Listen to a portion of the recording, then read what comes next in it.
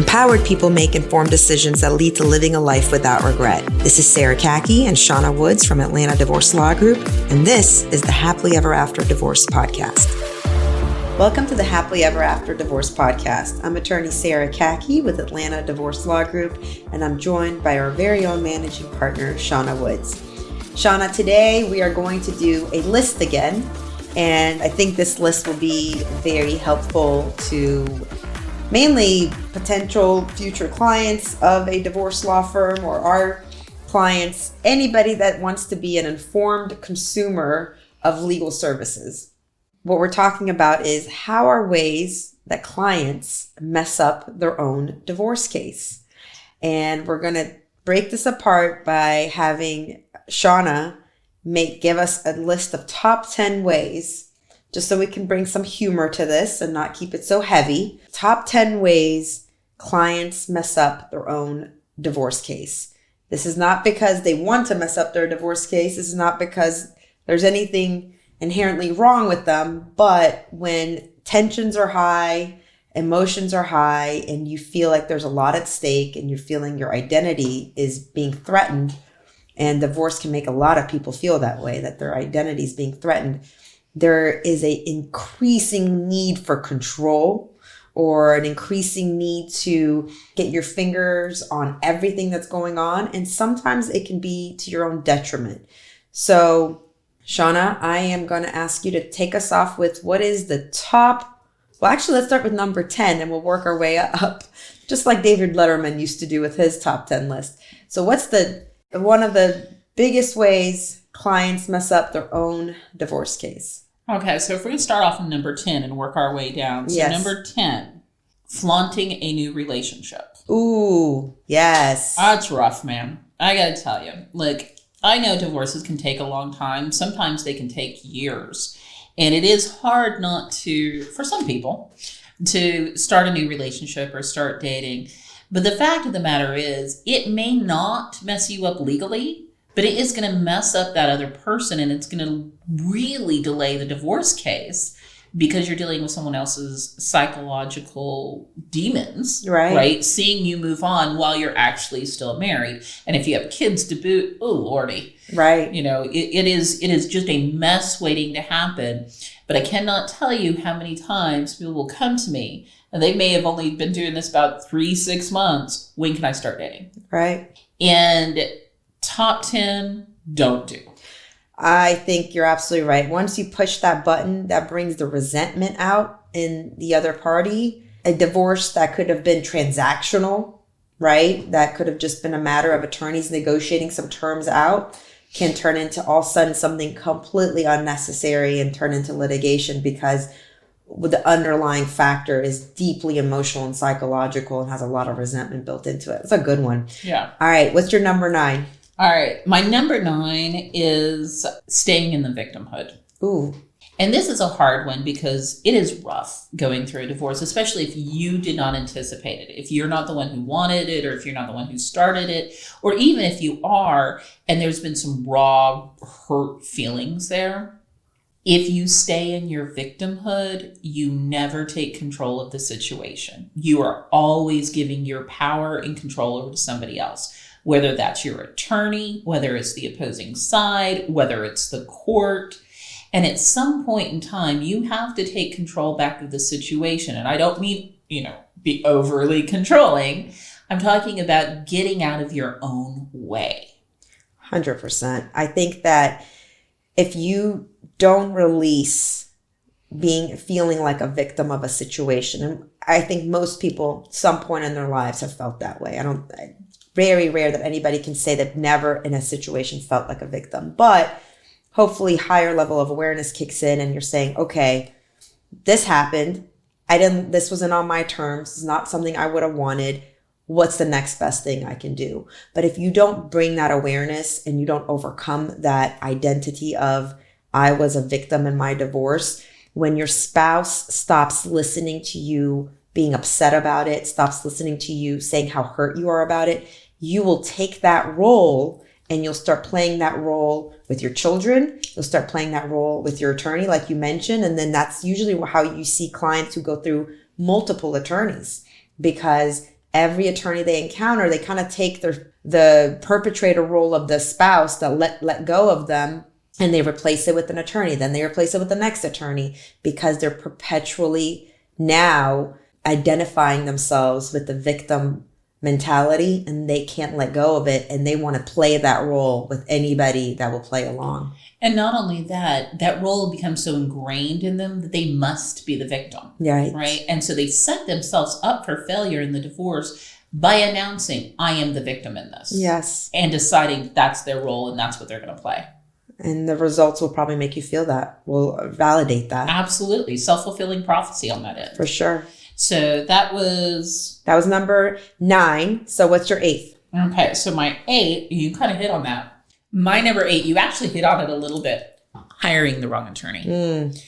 It is so essential, first of all, that you have an attorney that is experienced in the area in divorce law. This is what they do. You don't want to hire an attorney who does this in car crashes, or this in personal injury or criminal or whatever, or does this on a side because it's your friend. Like going and getting a heart surgery from the doctor that also does knee surgeries. Right. And the other thing you want to listen for, is your attorney a yes man? Does your attorney say, yes, we can do that, every single time you ask her? Ask for something outlandish when you're talking to attorneys. I really do encourage people to do this. Ask a really big ask and see what their response is.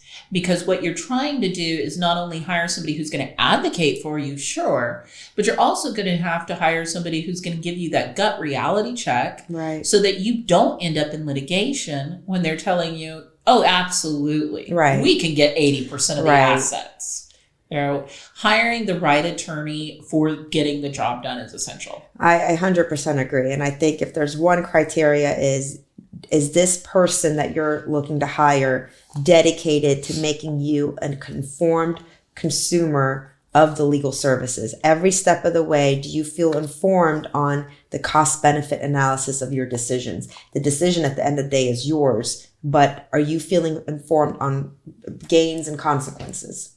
Yeah. All right. What's your number 7? Number 7 comes closely next to that one. It's arguing with your own attorney. If you are arguing with your attorney, this is the wrong relationship with you. Right. Okay. Your attorney is there to give you advice, to help you along the way, to advocate for you. And there are a lot of times when I do have to tell people, no, I can't do it that way, or no, that's not the best way to do it. But my follow-up question is, what are we trying to do? Right. Right. Because simply because you want that door closed because the wind is coming in, and I'm thinking, actually, you know what? There's a wall. We can move over here to block the wind and leave the door open because we need to leave the door open. That's just an example of a very small thing that you should be having discussions with your attorney about. This is what I want to accomplish. How can you help me accomplish that? But if you find yourself in a day-to-day or even week-to-week argument with your own attorney, one of you shouldn't be there. Yeah. I mean, I think that if you can't have trust and a confidence in who you're working with in your team, that relationship's poisoned. And probably best off not continuing on. I mean, we've had clients who've come to us who are working with another firm, and they ask if they could switch over to us. And I'm very clear with them, unless you feel that you can trust us. And obviously we have to earn that trust. There's a few things initially we have to do to earn that trust, like informing you of your decisions, having a proper strategy session, giving you the lay of the land, showing you a proper game plan, showing you how we do things. But if you can't get past trust with a firm, really better off not doing it. Absolutely.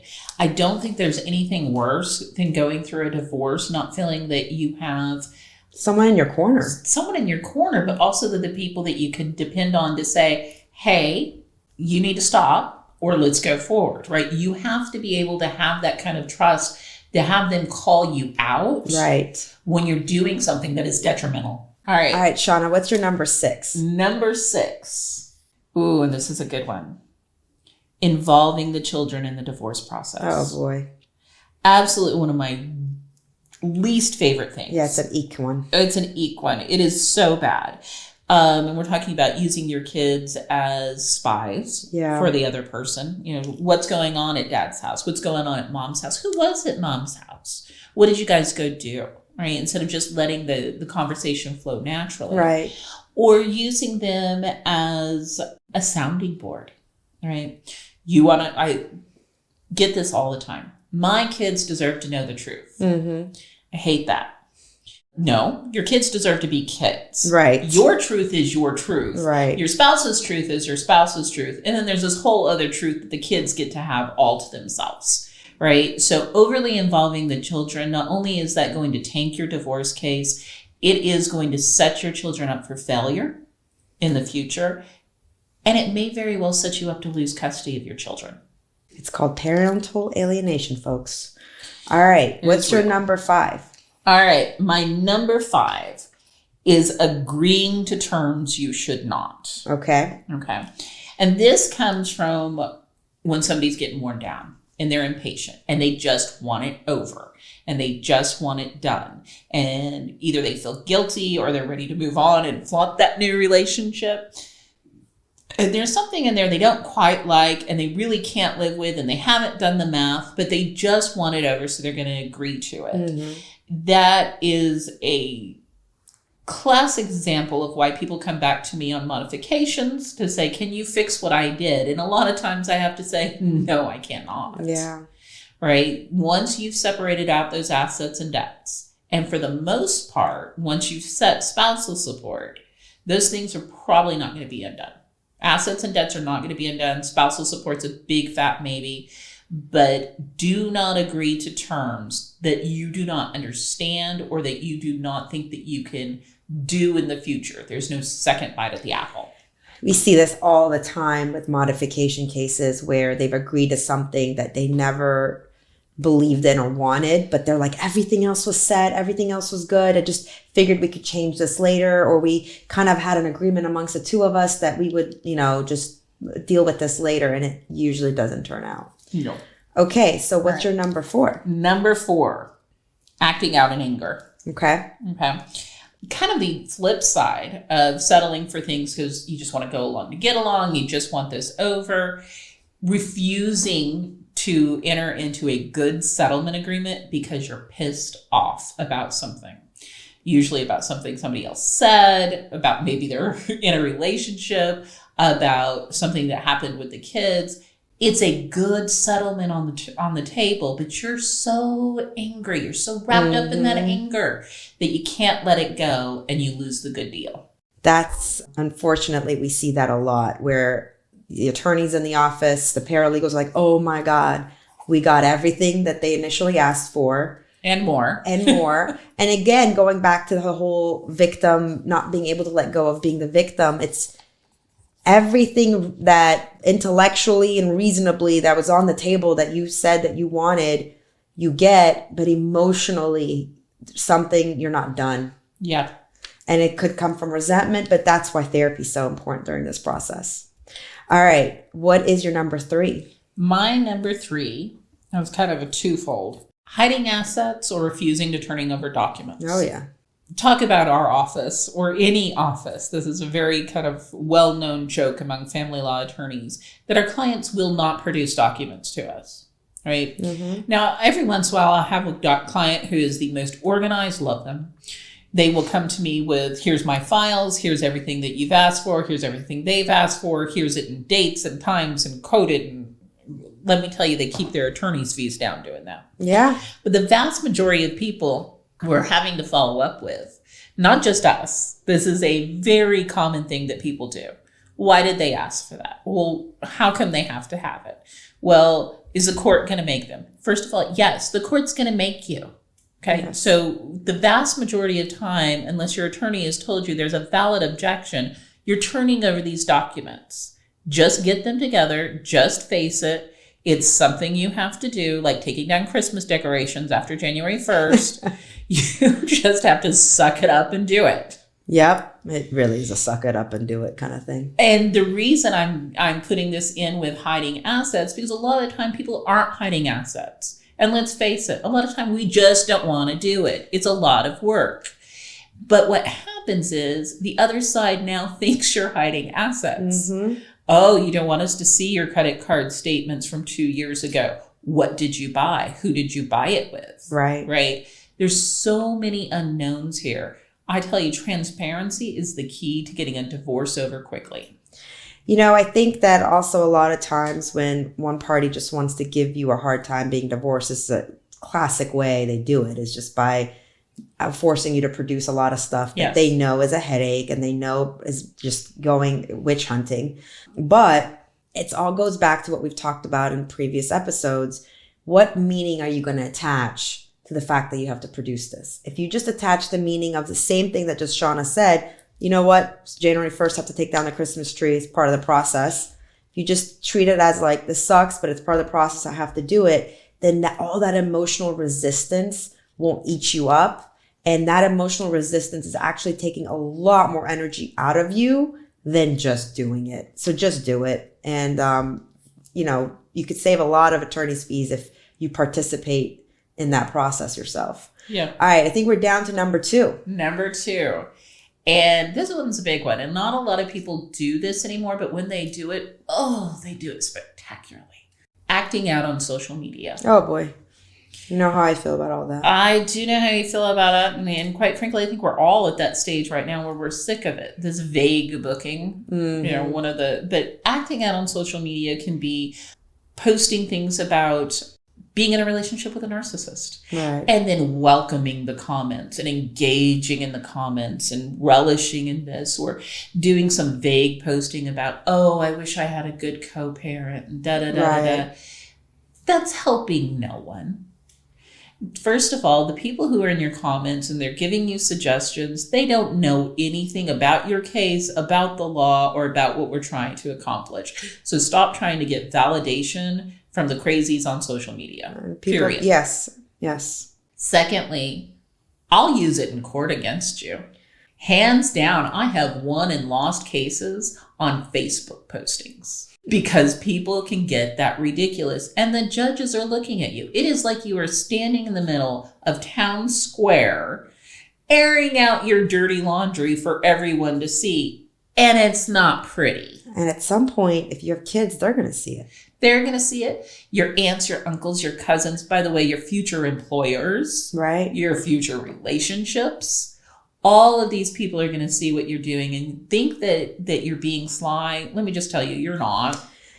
I'm not going to get on my social media soapbox. All I'll say is when you put things out for everyone to see, just take a moment and ask yourself, how will this age? Yes. That's just do that, please. I always say, read it out loud as if you were the judge in your case. There you go. And if you don't like the way it sounds, it's probably the way it sounds. All right, the number 1. Okay, ready? Here we go. And I think all of this gets tied into the number 1 mistake most people make. Not getting therapy. Oh, yep. Yeah. Like, if you are going through a divorce case, if you're considering going through a divorce case, if you just went through a divorce case, get therapy. Period. I think that everything you identified in that list, Shawna, goes to basic human needs that are feeling under pressure or under tension. The need to be liked, the need to be appreciated, the need to be loved, the need to be right, the need to be in control, the need for security, the need for self-esteem. All those are wrapped up, our identities wrapped up in them. And this process, we've said it so many times, is such an attack on your identity and therefore attack on these basic human needs that you have of who am I? What am I outside of this, right? And these are basically symptoms, right? Visual symptoms of somebody trying some way to find some sort of control, find some way of feeling appreciated, some way of feeling like their life is still in their hands, or they are right about everything that they believed all along, right? That's probably the biggest conflict, an internal conflict. Have I been wrong about everything about myself and my life all along? And now you're trying to find some way to put this puzzle back together. And instead of doing it in a healthy way in therapy, where you take that time and really dig deep into yourself and see this as an opportunity to transition to a higher level of awareness about yourself and who you are and how you show up, you go for a lower level of awareness of just lashing on to anything you can, like a monkey in tree branches. And we've all been through that in different ways, in different life events, so we can relate to that. But therapy is where you can take all that emotional, messy stuff and, basically dissect it in a safe environment, instead of doing that in a passive aggressive way through your divorce case and burning through your resources, burning through your attorney's fees, and burning through your support group. Absolutely. And if you feel that, a little called out by this podcast or anything we said, first of all, it is a little bit tongue in cheek, but the reality is the situation, you said it, we've all been there. Right. We've all been in situations where we have shown up not acting our best. And the best thing for it is to realize it, to hear it when somebody else says it, even laugh about it a little bit to yourself, right? Right. Yes, I did that. Let me get better. And therapy is the key way to doing that. Anytime someone comes to see me, one of my first questions, and I know it's yours, Sarah, are you in therapy? Yeah. And if you're not, may I suggest one for you? Right. It's why one of the reasons our firm offers complimentary support group run by a licensed family therapist is for those who can't get therapy on their own. We try to give them something so that they are checking themselves at the door before they bring in something current that's emotional that is going to ruin their future. Absolutely. Thank you, Shawna. That was a great list. Thank you. Thanks for listening to the Happily Ever After Divorce podcast. If you'd like to learn more, go to atlantadivorcelawgroup.com/resources.